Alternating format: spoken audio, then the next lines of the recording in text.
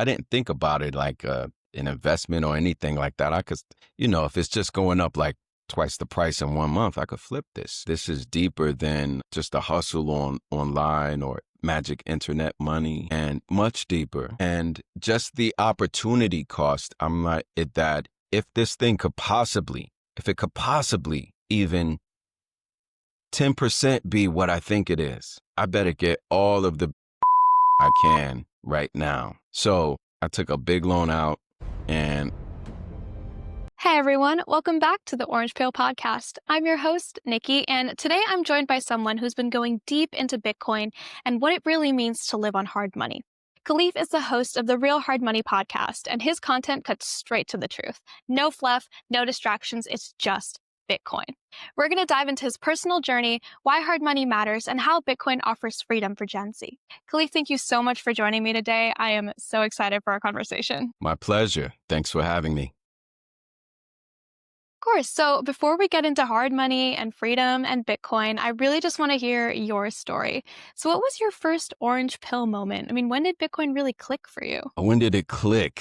Okay, so do you want the origin story, like when I first touched it, or when it first clicked? Because that's two different things. Let's get into both, actually. I think both could be interesting to hear. Okay, so when I first touched Bitcoin, it was interesting because it was cool because I touched it with my son. And funny enough, I was purchasing. I've heard about Bitcoin for a long time. I was a computer programmer. I was with a lot of nerdy guys. I was a techie nerdy guy. I'm a blurred. But I just thought it was something that us nerds were doing over there in that corner of the internet. And so I didn't get it at first. If I took 5 minutes to just read the white paper, perhaps I would have slipped down the rabbit hole. But I didn't get it at first. So when I first touched it, it was because I was trying to buy a pirate service for MMA. And Wow. yeah, I was trying to buy a pirated service for MMA, and it was cool. So I signed up, and they didn't accept cash. They only accepted Bitcoin. I was like, okay, into the dark web, illegal transactions, Bitcoin is cool. It was, at that time, the price was $1,000, and I paid I figured it out. I worked it out. I got a Coinbase account. I sent them the money. That's the first time I did a transaction. I sent some illegal broadcasters some Bitcoin. And everything was cool. I had the service for a month, and then the service expired. And then when it expired, I went to purchase it again. And I showed my son, I said, come check this out. And we did it together. And then, so he remembers this to this day, the moment we both got kind of orange pill together. The price was the same in Bitcoin for the service, but the price in dollars was twice as much. It was $2,000 1 month later. Gosh. And coming from the hood, I'm like, oh, I could flip this. I didn't think about it like an investment or anything like that. I could, if it's just going up like twice the price in 1 month, I could flip this. And eventually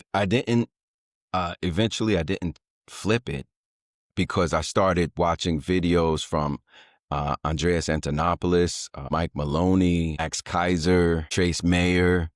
And this is 2017, early 2017. And I said, this is more than just a flip. I started realizing this is deeper than just a hustle online or magic internet money, and much deeper. And just the opportunity cost, I'm like, that if this thing could possibly, even 10% be what I think it is, I better get all of the Bitcoin I can right now. So I took a loan out. I took a big loan out, and I bought some Bitcoin, and I paid it back. Now I'm sitting on this stack of Bitcoin that I used dirty Fiat to purchase, right?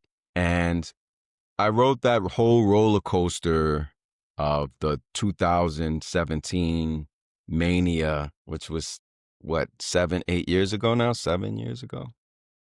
8 years ago? You were probably like, 10 years old or something like that, right? Pretty much. So like kudos to you for jumping in this at a young age, because this is just the beginning, and it's still just the beginning, and it's still early. That's what people don't realize. That was my first introduction to Bitcoin, and I didn't fully understand it at that point, even though I had a fair amount of it. I didn't really understand. I thought I understood because I bought it, right? I thought I understood, and I held it, and I held it through the ups and the downs and the bear markets and all of this, and the FUD and the China FUD, and China's going to ban it for the 10,000, and Bitcoin's dead for the 400th time, and all of things. I mean, traditional finance market calling it beanie babies and tulip bulbs. It's hard to hold Bitcoin, and people don't realize that. They say you got lucky. No, holding Bitcoin is a battle until you understand it. And that brings us to, when did I get it?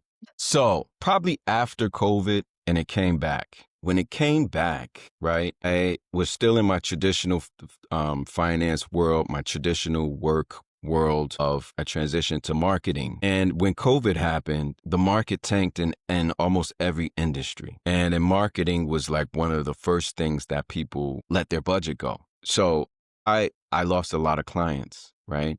But I had Bitcoin, and it gave me some security, a sense of I still have this protecting me, protecting my future. And it came back, and then I was, in dollar terms, I was wealthier than I had ever been. The whole time, I never stopped studying Bitcoin. I never stopped seeing how we interact with each other with Bitcoin. I never stopped learning more about Bitcoin and the new people that came, like Michael Saylor talking about Bitcoin. Because I always love Max Kaiser. I think Max Kaiser's the GOAT, but Michael Saylor's like my Michael Jordan, right? He's just like changing the game. But the more you understand about Bitcoin, it's kind of like the more you don't understand. It's like the more it's like an onion that layers to it, that it just keeps expressing itself in different ways. And you're like, wow. And, it gets deeper,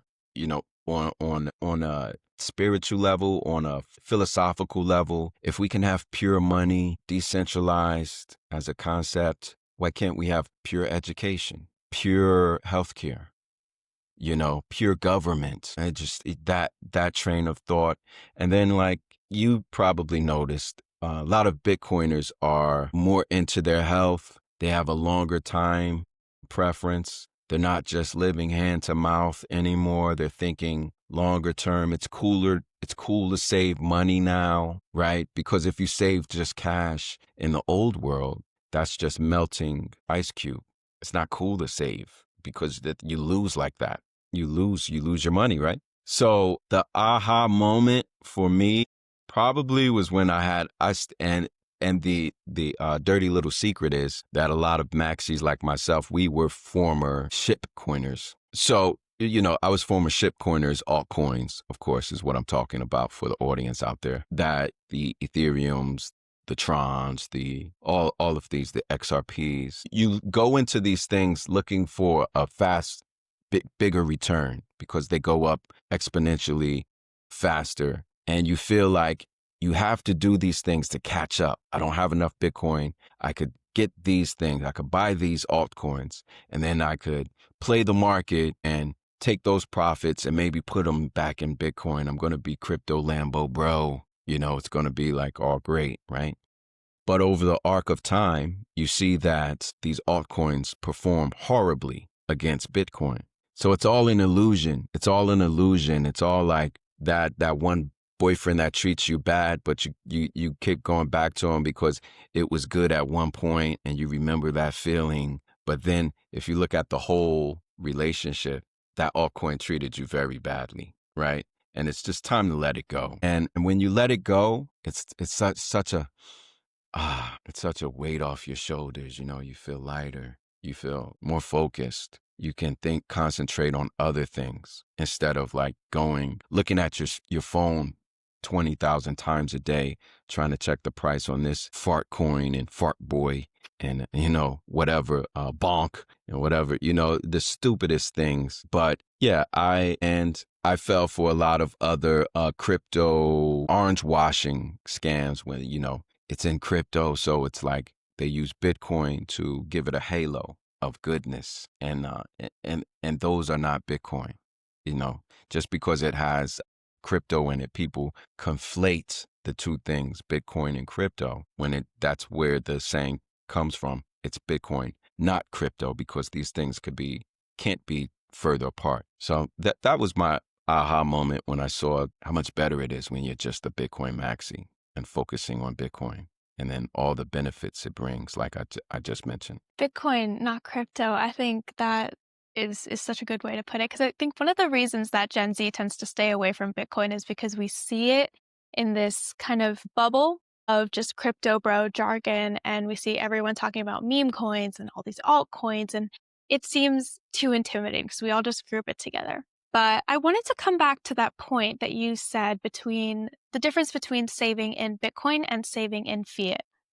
To Gen Z, how would you persuade them to start saving in Bitcoin and start maybe putting their fiat dollars towards sats as opposed to just letting it sit in maybe some bank account with like a 3-4% interest rate? Oh, think long term. The most valuable asset Gen Z has now is time, right? So with Bitcoin is the only currency that respects your time, right? And what I mean by that is if you have a longer time preference, if you're thinking more than just the next bull cycle, or you're thinking longer than the next couple of years, you're thinking 5, 10, 15, 20, 40 years out. Wow, you're thinking 40 years out with Bitcoin? Well, you're going to be A-OK because it's compounding at an annual rate that's far more than what you'll get in a bank account in the United States. So when you are thinking long term, right? You're thinking long term, Bitcoin, there's nothing that can beat it for the CAGR, the compounded annual growth rate. So right now, historically, the rate's been off the charts and higher than 100% year over year.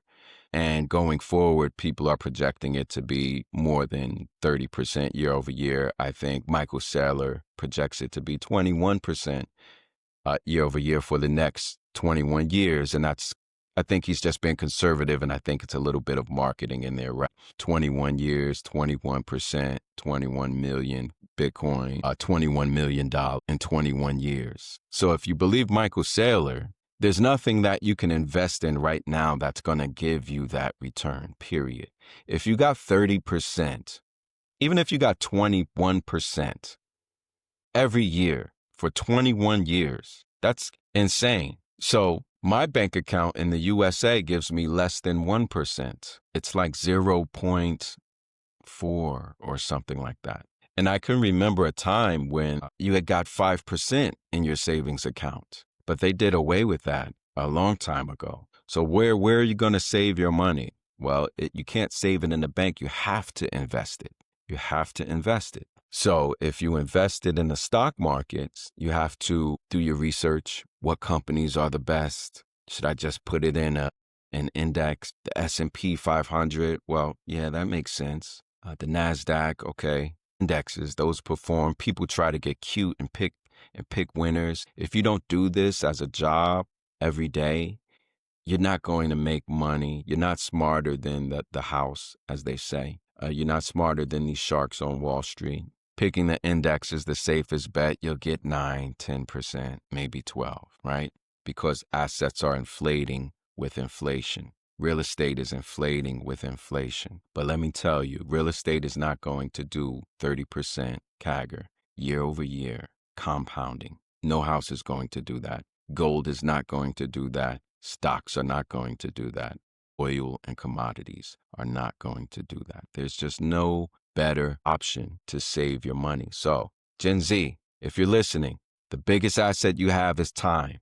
Invest in yourself, invest in Bitcoin. It's the only thing that protects and respects your time. and energy. So the thing with Bitcoin is, I think the way I view it, long-term conviction and holding on to it seems to be one of the fundamentals to making it work best for you. What would persuade someone in Gen Z who might be looking for more short-term profits to invest in Bitcoin and really start getting into that long-term mindset? Well, get a job. Get a job. Add value to the world. Do things. You can just do stuff. That's what I love about Bitcoin. It frees you up. It's freed me up. I live in Thailand. I don't have to work a 9 to 5. I can remove myself from the matrix. I could live in a cabin in the jungle overlooking the ocean if I so desired. But I like talking and being connected to the world and talking about Bitcoiners with like yourself. So basically, find the way to add value to the world, whatever that is, and get paid in fiat and use that fiat while you can to buy Bitcoin. Because in a while, very soon, you won't be able to use dirty fiat to buy Bitcoin because nobody will want it. Nobody will accept it. Why am I giving you the greatest, hardest asset that's ever been created for papers that can just be printed out of thin air? Why would I work for something that another man can print out of thin air, like Jack Mahler says? So while you can do all the work you can, you have your youth, you have your hustle. Don't be lazy. Don't be connected to your phone all the time. Just go out into the world and do things and make things happen. And you usually are paid commensurate or equal to the value of the problems you solve. Try to solve some big problems. Just start where you can and don't stop. Massive action and save all your life energy and work into Bitcoin. It will respect your time. 40 years later, you'll thank Bitcoin and you'll thank me. Send me a note. Sending you a note in 40 years. I'm going to add that to my calendar right after this. So let's Awesome. shift gears a little bit here. Your podcast is called the Real Hard Money Podcast. And I wanted to break that down. What does real hard money mean to you and mean in general? Well, I thought it was just a great play on words. So people always say Bitcoin is not real. It's not real, right? Like it's not real money. Then what is real? Is the US dollar real? Why is that real? Because we say it's real. And that's probably the worst thing because a real currency or real money, there's some kind of scarcity to it. You have, for gold, it worked for 5,000 years because we had to pull it out of the ground. We had to give effort to pull it out of the ground, right? You can't just print it up. It's indelible. It's hard. It's hard to produce. It's not like seashells, right? That means something. That means you have to expend energy, electricity, man hours, machinery, time to do all of that. That's why proof of work is such a phenomenal concept, idea, and execution by Satoshi. And that's why it's literally math connecting into the physical world. Everything is math anyway. So it's literally the digital connecting to the physical via math, which is phenomenal. I mean, it's magical. I mean, they say that real technology is indecipherable from science fiction or magic, like the best tech. So I think this is part of the magic. So that's the real aspect. And the hard aspect is because it's the hardest. Look at it, it's 21 million. It's capped. There'll never be more than 21 million. It's the hardest currency in the world. And yes, indeed, it's money. It's the realest, hardest money, real hard money.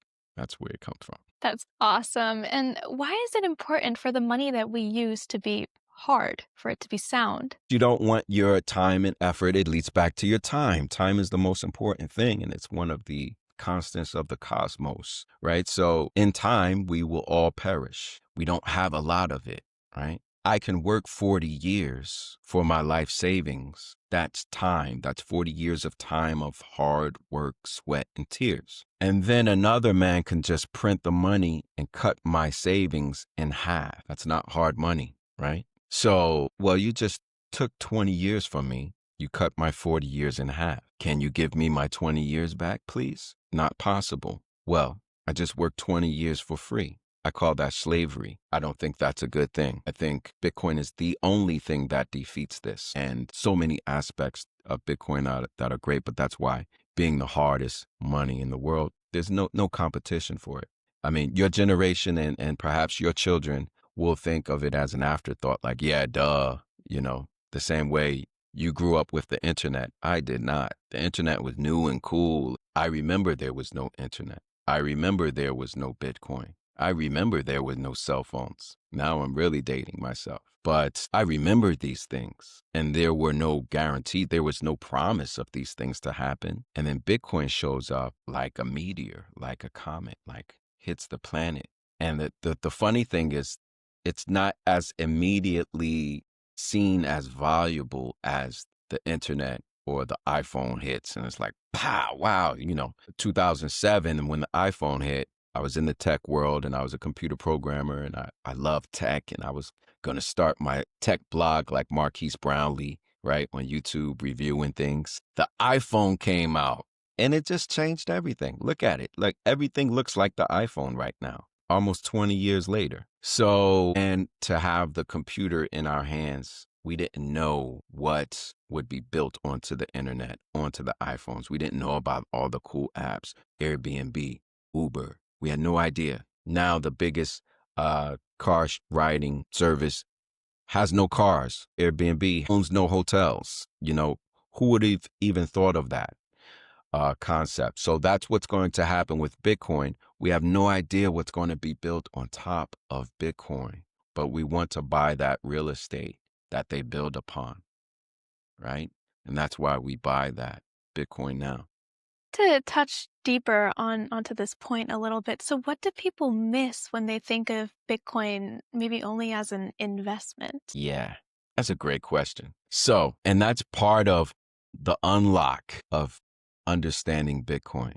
That's part of the unlock, because people are always, with math and statistics and numbers, people can always skew things and it's, spin it to their story or whatever. But eventually the math wins out and it's just like, come on, you're just holding on to an idea of what things used to be, a traditional sense, right? Now, as an investment, that would, to me, in my opinion, belittle Bitcoin, because it's so much more than that. It's so much more than just an investment. Money is the way we talk to each other. We show value to each other, right? We communicate. It's a form of communication. It's a form of information. That Captain America little round cute thing on your bed, maybe it's worth 1,000 Satoshis. That tells me, that conveys something to me. It's worth this much, or maybe it's a collectible and it's worth 100,000 Satoshis. That tells me something, right? That's like, that's something to be taken serious, man. I'm a collector. I like Captain America. So it's more than just an investment. It's communication. It's more than an investment. It's protecting your time. It's not leaking out value. It's like a closed system. There'll only ever be 21. It's not leaking out value with inflation. So it's not just preserving your life, energy, and work from, I can travel with it from here in Thailand back to New York City without anyone stopping me, without anyone confiscating it, right? That's worth something. Right? And no one can turn it off just like that with a click of a button. That's worth something. That's more than an investment. The idea that I can have my wealth stored somewhere that the government cannot just take and cannot just inflate, that's worth something. They cannot stop me sending it to you or my friends. They can't stop you from sending me anything. That's worth something, and it's worth more than $1, US dollar. It's worth, and I think you can see that by now. What is there not to see? If you look at a chart of the US dollar versus Bitcoin, it's crashing horribly. It looks like an altcoin to Bitcoin, right? What is there to see? You need to see another 15 years of that? What is there to see? Personally, I hate having dollars in my hand, but I only use it to transact with the current world because we have to be practical. But the real unlock is understanding that Bitcoin is more than an investment. It's freedom. That's why they call it freedom go up technology. Being that this is great, and I think you'll appreciate this. Being that MSTR and these other companies like that, MicroStrategy, now known as Strategy, are based on Bitcoin, I know these companies can't lose, especially Strategy. I don't know about the other ones, but I bet on them because Bitcoin, I know, can't lose. But I also know that these companies, Strategy included, are not Bitcoin. You understand? It's not freedom go up. It's not Bitcoin and cold storage self-custody. Nothing else is. That's the revolution. Bitcoin and cold storage, self-custody, that's the revolution. It's the most punk rock thing you can do right now. It's the biggest impact you can make globally. It's bigger than protesting. It's bigger than fighting for whatever little cause that you care about. The whole world doesn't care about. But guess what the whole world does care about? Money. And they say, fix the money, fix the world. Fix the money, fix the world. That's one of my favorite quotes. Mr. Lepard just really hit the nail on the head with that one. Going back to Bitcoin is freedom, just because I really, really love this point and I want to hammer it in for anyone watching this. For Gen Z, who right now most of us are young adults, we're in college, we're stuck in student debt, or we're just starting out in the workforce. How does Bitcoin offer a path out of the matrix for us and into real freedom? How can we start? Well, start by owning some. If you don't own Bitcoin, buy some. That will make you pay attention to it. And I would say study Bitcoin because it's a road, it's a path, it's a journey.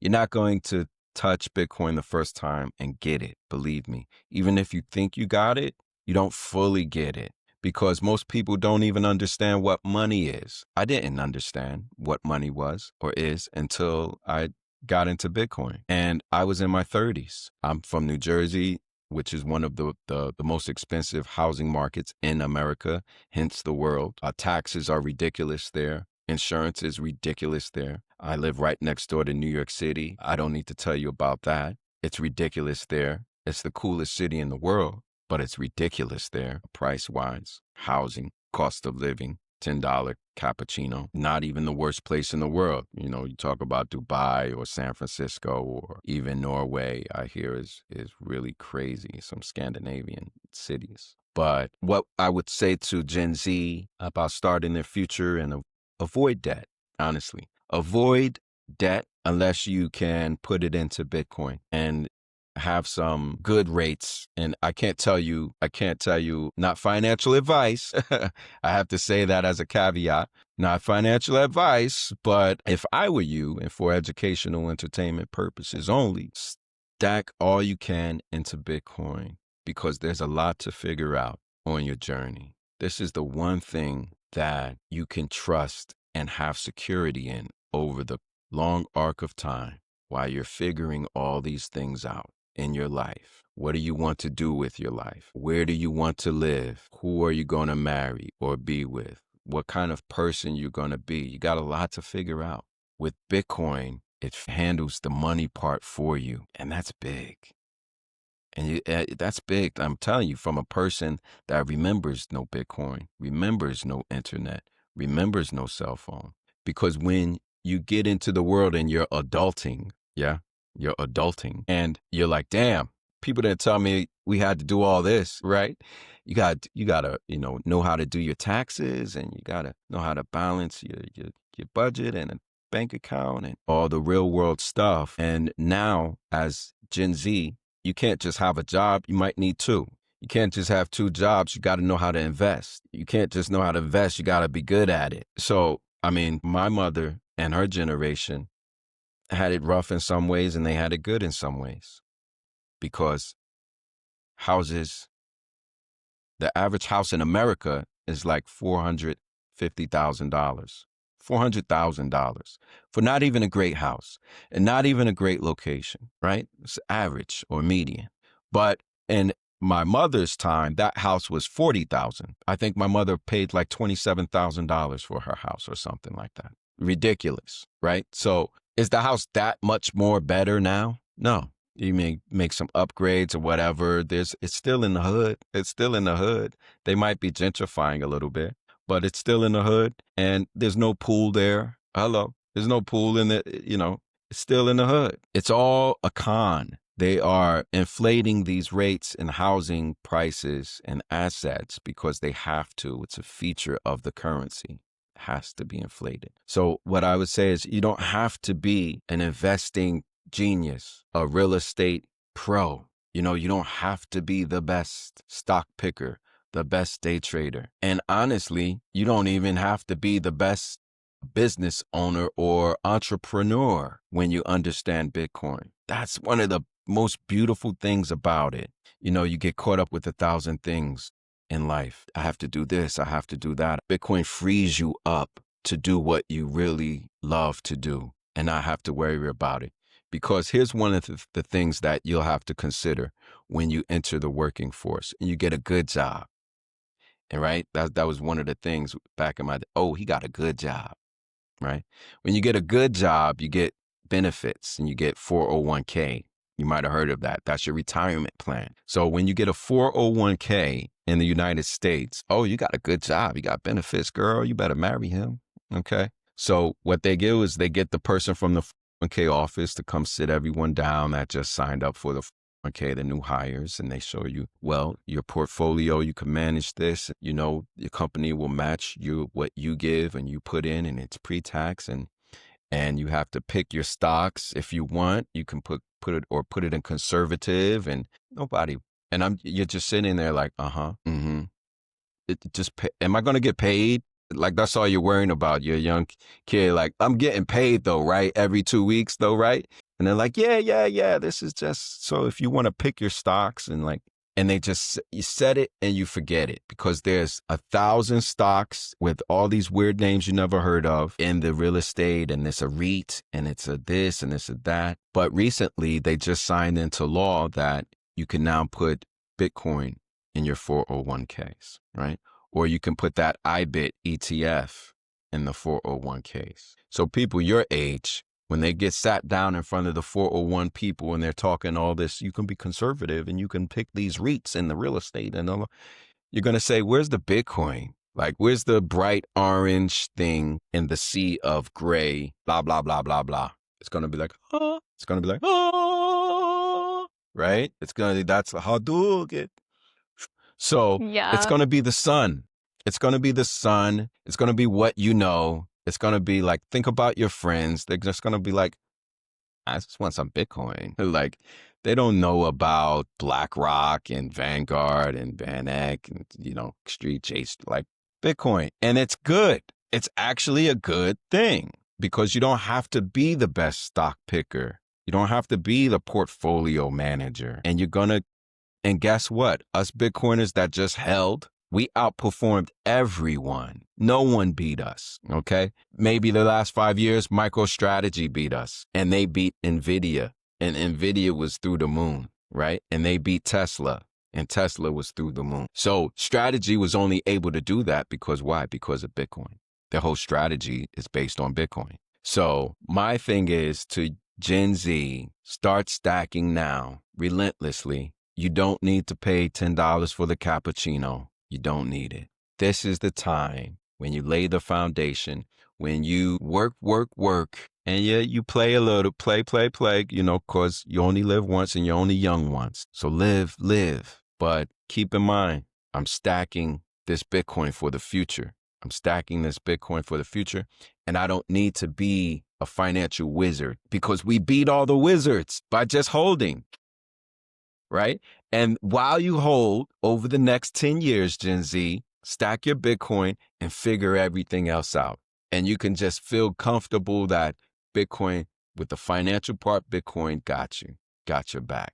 And everything else in life that makes life worth living, you can go out there and do. But protect your stash because it's protecting you. Protect your Bitcoin. Don't sell it. I mean, I know there's a lot of people that say use Bitcoin. And I use my Bitcoin. Like when I go to my favorite cafe, 13 Roots Cafe, Koh Samui, shameless plug, that's my boy. Great food on the island. I buy in Bitcoin and then I immediately repurchase right in my Strike app. That's what I do. So I use it, but I don't lose it. I use it, but I don't lose it because I purchase it right back. And that's what I would say to Gen Z. I'm sorry, I get kind of long-winded. No, it's good. It's incredible wisdom. And I think last thing I wanted to ask you is just because my podcast is called the Orange Peel Podcast and it's all about peeling back those layers of Bitcoin, if there is one book or maybe podcast or other, media resource that you have to recommend to someone who is just starting out to maybe orange pill them, what would it be? Jack Mahler's Mailbag Mondays. And he is one of the purest signals out there. And this guy is on point. He's CEO of 2 big Bitcoin companies right now. He runs the Strike app. I use Strike all the time, along with Swan. And for him to be where he is, not just financially, but mentally, is very impressive. So he's going to, first of all, you just want to tap in with people that are talking about Bitcoin and not crypto, right? And that's Jack. That's Jack. That's Jeff Booth. Jeff Booth is brilliant. He convinced me or gave me the inspiration to leave the traditional world and put as much time and energy I can into this world, Bitcoin world, talking to Bitcoiners like you, yourself, because if you live with like that 1 foot in the traditional world and like, I can't leave it, and, it's feeding the beast, it's feeding the monster. So shout out to Jeff Booth, the author of The Price of Tomorrow. He's brilliant. Check him out on Nostr. He's mostly on Nostr nowadays, but he's also on X. But Jack Mahler's, 100%, because he's just straight out. He'll break it down to you about what's going on in the macroeconomics, but he'll make it very digestible that you can understand. You don't have to be an economics major or anything like that. He just lets you know the real deal, how it is. I love that kid. Go for Jack, and you'll find everything else you need. Go for Jack. And my podcast, the Real Hard Money podcast. Come on. Yes. The Real Hard Money podcast. Great podcast. If you're watching this, I will add a banner. I will link it to the description. Please check him out. His stuff is so great, so entertaining, so engaging. And Jack Mahler's, that's the first time that anyone has mentioned him on this show. So if you don't know him, check him out. I'll add some links. And Caliph, thank you for breaking this down. I mean, this was an incredible conversation, the focus on hard money and Bitcoin as the light at the end of the tunnel. All of this stuff really matters. So thank you for what you're doing. And everyone listening, check out his podcast. Links are in the description. Bitcoin isn't just about investing. It's about the freedom that we're gaining and building a future that isn't controlled by the broken money that we're being fed. So as always, stay skeptical, stay curious, and stay orange pilled. I'm Nikki, and I'll see you next week. Thank you.